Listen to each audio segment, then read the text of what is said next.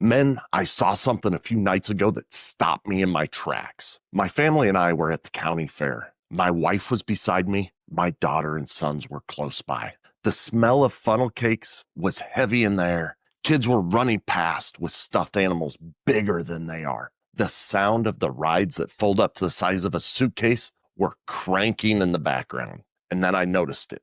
Group after group of teenage girls walking together in packs, fishnet stocking, short shorts, and lingerie tops, worn like it was casual wear. Makeup was caked on their faces so that they would look older, but they were young. And their eyes were darting around to see who was watching them. I'm not here to talk about fashion choices or play the morality police, but I couldn't shake this one thought. This is what happens when we as fathers are not showing up properly. I don't see just the clothes. I see young women looking for attention, for value, for someone to actually notice them. Because somewhere along the way, guys, they didn't get that foundation from the man they should have gotten it from first. Leaders are not born in a womb. They are forged through heat, pressure, and a whole lot of sweat.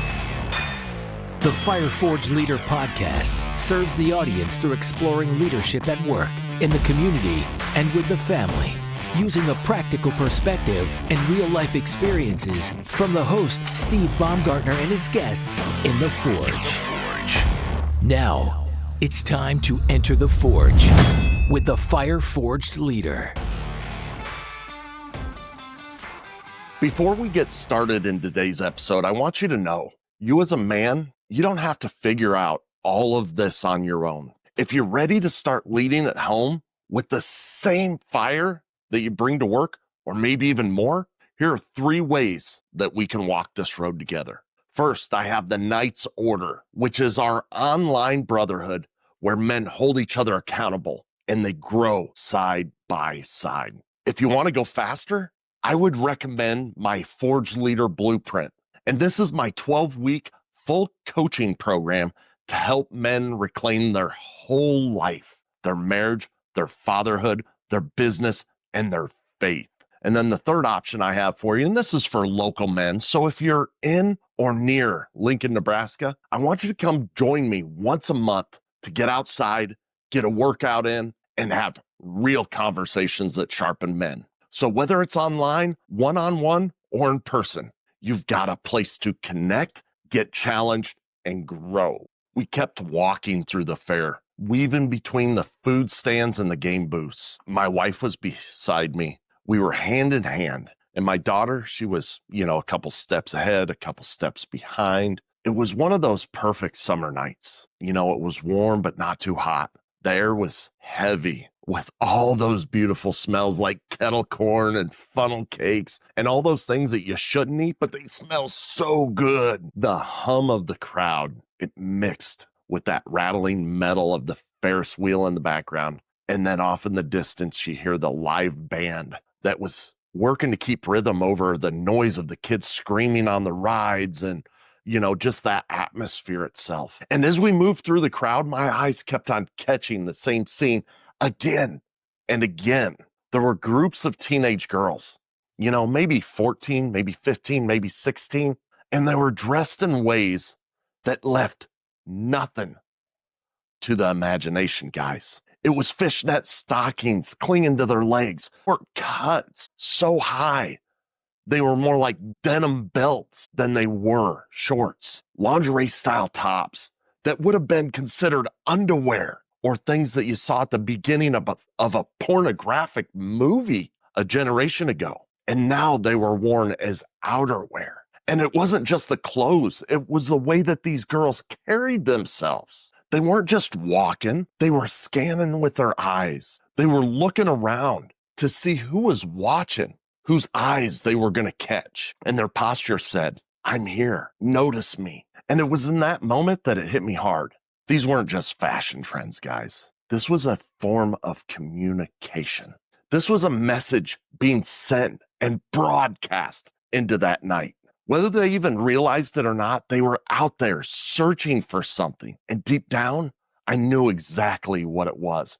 It was validation, not the kind that comes from likes on Instagram or stares from boys at the county fair, but the kind that comes from a father who's present, a father who's told her she's loved, that she's valued, and that she's worth something. She's worth protection and providing for. A father's who set the standard so high that no cheap imitation of love could ever meet it. And I felt this knot in my stomach as I thought about the absence behind these girls. And the reason for that is when a father isn't there or isn't really there, it leaves this gap. And the world is more than happy to fill that gap with its own version of value. And then I glanced at my own daughter as I'm thinking through all of this. And she was there looking around, seeing these people. Her hair was catching the glow of the carnival lights. And she looked up at me and hugged me. And she had that pure, unguarded smile. You know, this little girl beside me had no idea of the war that I was fighting in my head at that moment.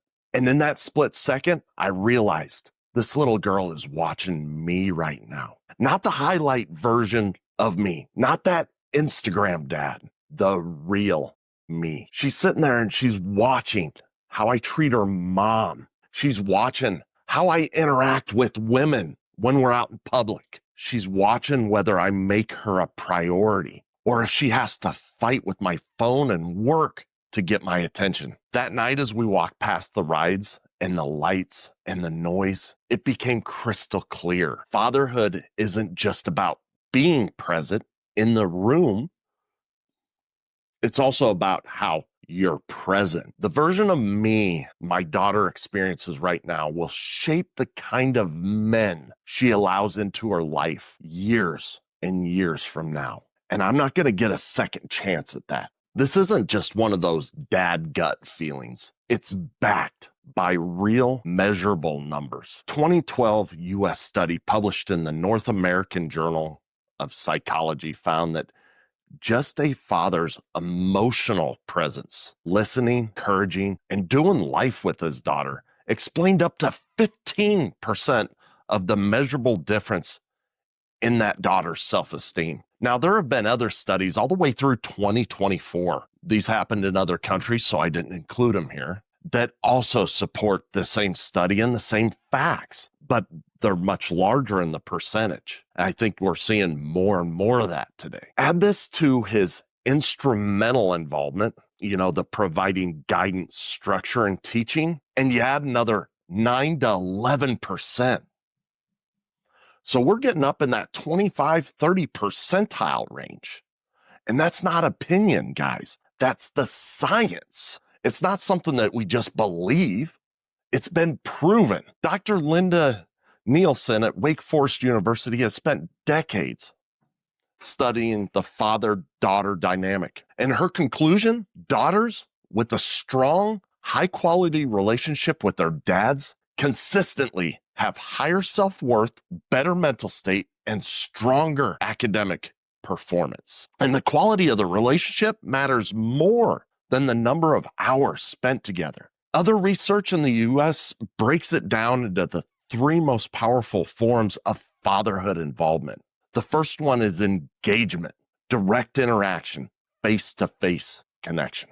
The second one is accessibility, both physically and emotionally for your daughter. And the third one is responsibility, taking the lead in care, protection, and provision. Guys, it's things that we talk about all the time on this show. And here's the kicker. Your daughter's perception of your involvement matters more than your actual involvement. You can be doing all the right things, but if she doesn't feel it, it's not landing. Gentlemen, I'm going to interrupt this episode for just a minute because I want to tell you about something that I'm really excited about and has been a game changer for my family.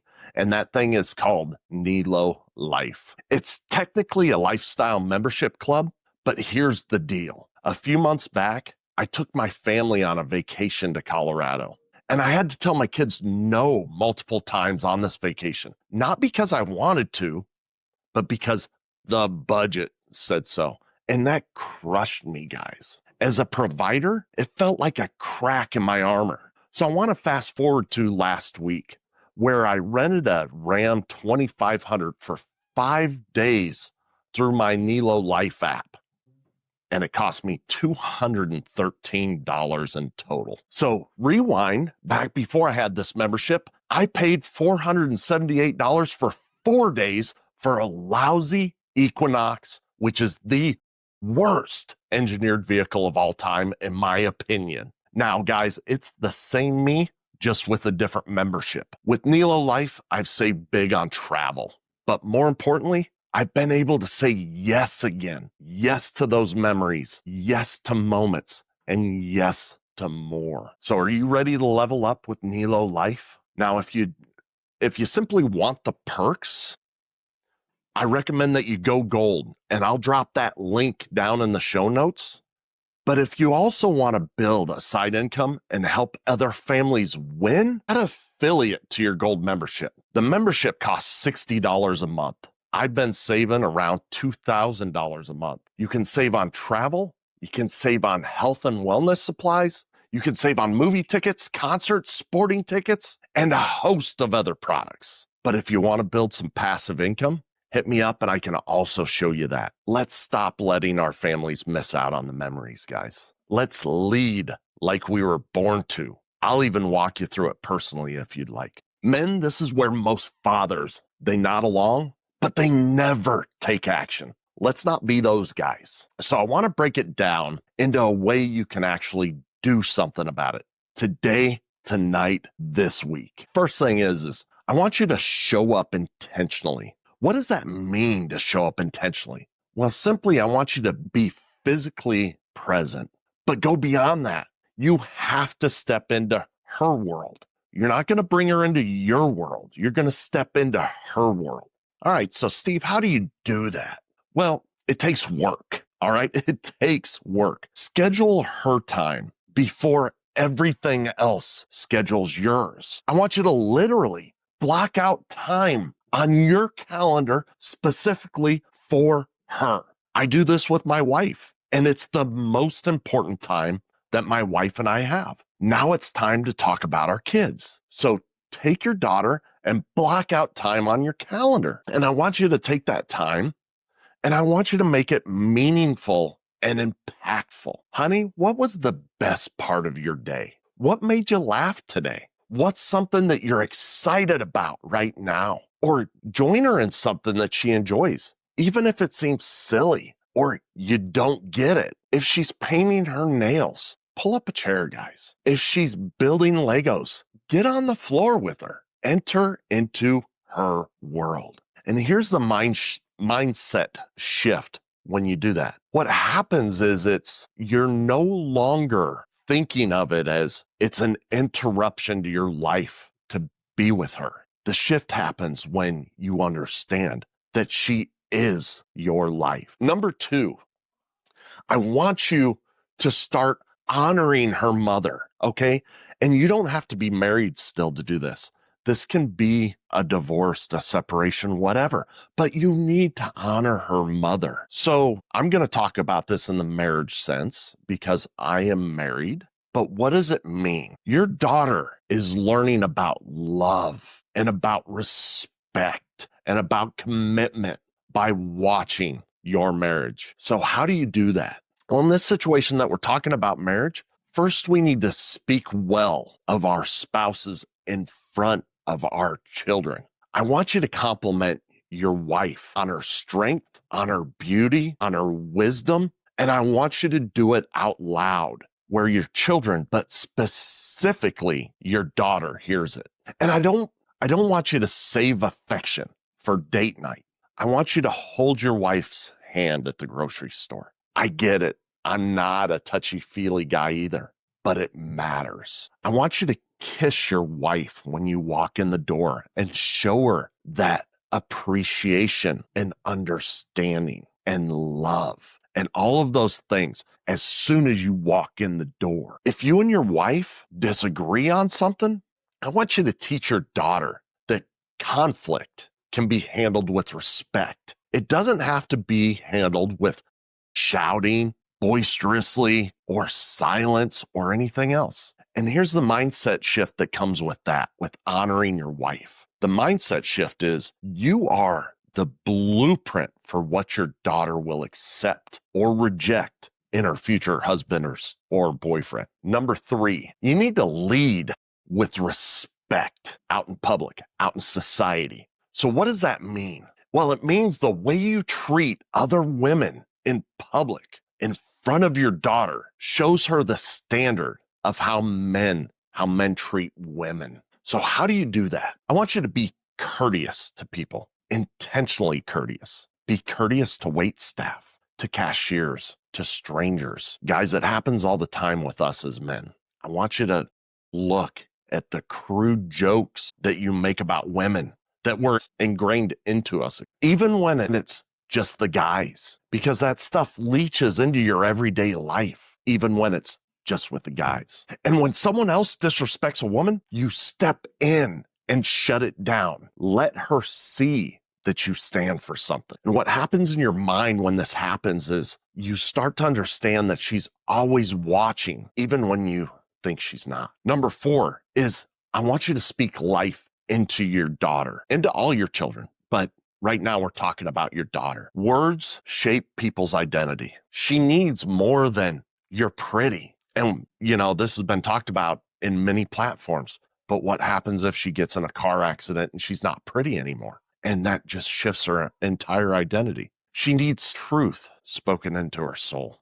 It needs to be more than you're pretty. And how do you do this? Just like with all our children, you need to praise her efforts, not the results. You need to say things like, I'm proud of how hard you worked on that project, that thing for school, whatever it is. And in that, you need to recognize her character. You do that by saying things like, I love how kind you were to your friend today. And nicknames. We give our kids nicknames. I've heard some pretty nasty ones over time in retrospect. I've given my kids some pretty nasty ones over time. But I want you to use nicknames that build your daughter up, not ones that tear her down. Even if it's subtle, if it has any negative connotation, stop that stuff immediately. Give her nicknames that build her up. And what'll happen with your mindset is every word that you speak becomes a deposit into your daughter's confidence. And every word that you speak that is negative becomes a withdrawal. And you need to look at it like that. Every word you speak that's positive is a deposit into her confidence account. Every negative word becomes a withdrawal. Number 5, you need to protect and guide. So what that means with your daughter is boundaries. They're an act of love. Protection, it's not control. It's stewardship. I look at these guys, there were fathers that were walking with their daughters looking like this. Where are those boundaries at? Why in the hell would you let your daughter go out like that? You know how men think. Your daughter goes out, excuse my French, but looking like a hooker? That is how most men are going to treat her. Let's not let our daughters get treated like that. So how do you do this? Well, first you need to explain why rules exist, not just because I said so. Talk to her about how much value she possesses, not in her body, but as the person that she is. Talk to her about dignity and teach her how to navigate the world, how to say no, how to spot manipulation, how to walk confidently in public. Guys, we all know it. We all know it. Yes, the trashy looking women out there, they're pleasurable to the eyes for a short time period. But the real value is in a woman who respects herself. But you also have to let your daughter fail sometimes. But then you need to be there to help her process and learn from those failures. And the mindset shift in all this is protection isn't about locking your daughter away from life. It's about preparing her to be stronger for it. Men, you're already leading teams. You're already building businesses. But if you're winning at work, but yet you're losing at home, your greatest leadership role is sitting in the stands waiting for you to notice. And here's the truth. Most men, you can't do this alone. We've got work. We've got bills. We've got all of the challenges of being a man in today's society. And we're simply carrying the weight of providing and protecting. And we rarely put that weight down.